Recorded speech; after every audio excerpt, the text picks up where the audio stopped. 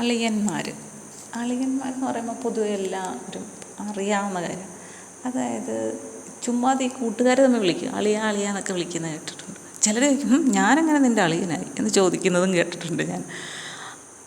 എന്താണ് ഒരു വിവാഹത്തിലൂടെയാണ് മിക്കവാറും ആ അളിയൻ എന്നുള്ള ബന്ധം ഉണ്ടാകുന്നത് അല്ലേ.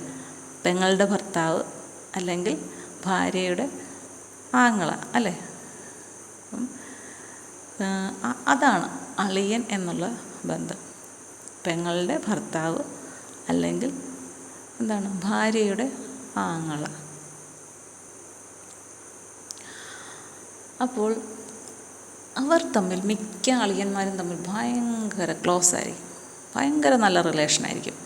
തിരിച്ചുള്ളവരും ഉണ്ട്, എന്നാലും കൂടുതൽ പേര് ഞാൻ കേട്ടിട്ടുള്ളതും കണ്ടിട്ടുള്ളതും ഭയങ്കര അറ്റാച്ച്മെൻ്റ് ആയിരിക്കും.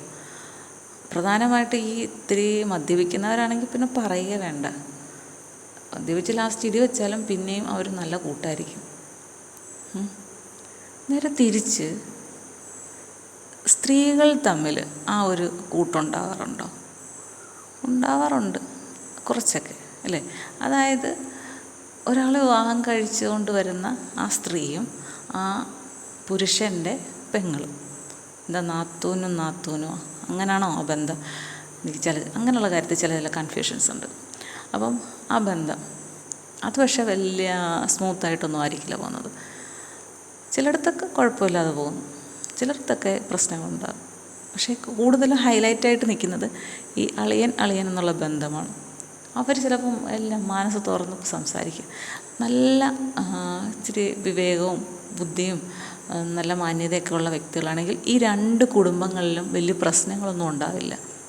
കാരണം സ്വരച്ചേർച്ചയില്ലായ്മ വരുമ്പോഴും ഈ അളിയന്മാർ അതിൽ ഇടപെട്ടുകൊണ്ട് അത് പരിഹരിച്ചു പോകും രണ്ട് കുടുംബങ്ങളിലും.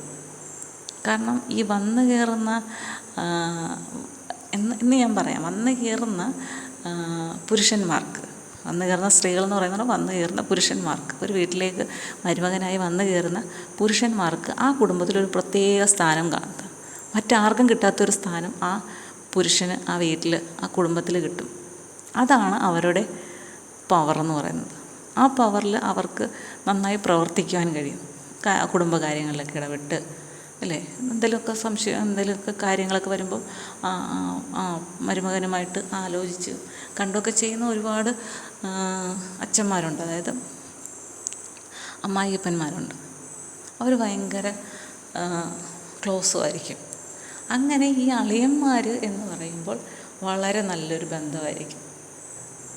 അങ്ങനെയുള്ള അളിയന്മാരുണ്ടാവട്ടെ ഒരുപാട് എന്ന് ഞാൻ ആഗ്രഹിക്കുകയാണ്. കാരണം പല കുടുംബങ്ങളും അങ്ങനെയുള്ള അളിയന്മാരുണ്ടെങ്കിൽ നല്ല സ്മൂത്തായിട്ട് പോകും.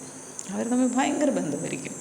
പറയാൻ എന്തെല്ലാം പറയാമോ അതെല്ലാം അവർ തമ്മിൽ ഷെയർ ചെയ്തിരിക്കും. അവിടെ ഈഗോ ഒന്നും ഉണ്ടാകാനുള്ള ചാൻസ് അങ്ങനെ ഇല്ല. ഈഗോ ഉള്ളവരും കാണും, പക്ഷെ കൂടുതലായിട്ടും നിഷ്കളങ്കമായൊരു സ്നേഹവും മറ്റുമായിരിക്കും. പരസ്പരം ഒരു ബഹുമാനവും കാണും. ഒന്നിച്ചിരുന്ന് മദ്യപിച്ചാലും ഒരു ബഹുമാനവും കാര്യങ്ങളൊക്കെ കാണും. ഇപ്പം പെങ്ങൾക്കും അളിയനും ഇടയിൽ എന്തെങ്കിലും പ്രശ്നമുണ്ടായാൽ തീർച്ചയായിട്ടും ഈ ഇളയന്മാർ തമ്മിലൊക്കെ സംസാരിച്ച് അങ്ങനെ ആങ്ങളെയും പെങ്ങളും തമ്മിൽ സംസാരിച്ച് ആ പ്രശ്നങ്ങളൊക്കെ ഒഴിവായി പോകും. വലിയൊന്നും ആവാതെ ചില കാര്യങ്ങൾ പറയും, ഒന്ന് പെങ്ങളെ പറഞ്ഞ് മനസ്സിലാക്കണം എന്നൊക്കെ പറയുമ്പോൾ അങ്ങനെയൊക്കെ സംസാരിച്ച് അവരുടെ കുടുംബജീവിതം ഭദ്രമാക്കി കൊണ്ടുപോകാൻ ഈ അളിയന്മാർ തമ്മിലുള്ള ബന്ധങ്ങളൊക്കെ സഹായിക്കും. ചിലപ്പോൾ ഒരു സാമ്പത്തിക ആവശ്യം അല്ലെങ്കിൽ ഒരു ഹോസ്പിറ്റൽ ആവശ്യം, ഇതിലൊക്കെ ഈ അളിയന്മാർ ഭയങ്കരമായിട്ടും ആക്റ്റീവായിട്ട് നിൽക്കും.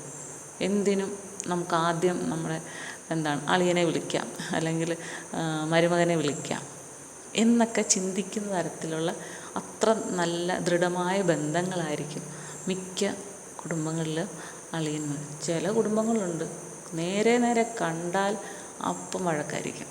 അല്ലെങ്കിൽ അളിയനെന്നെ അങ്ങനെ പറഞ്ഞു അതും വെച്ചുകൊണ്ടിരിക്കും, ഇങ്ങനെ എൻ്റെ അടുക്ക് ഇങ്ങനെ പറഞ്ഞു, അല്ലെങ്കിൽ മറ്റേവനോട് എന്നെക്കുറിച്ച് ഇങ്ങനെ പറഞ്ഞു, ഇങ്ങനെയൊക്കെ പറയുന്നതുമുണ്ട്.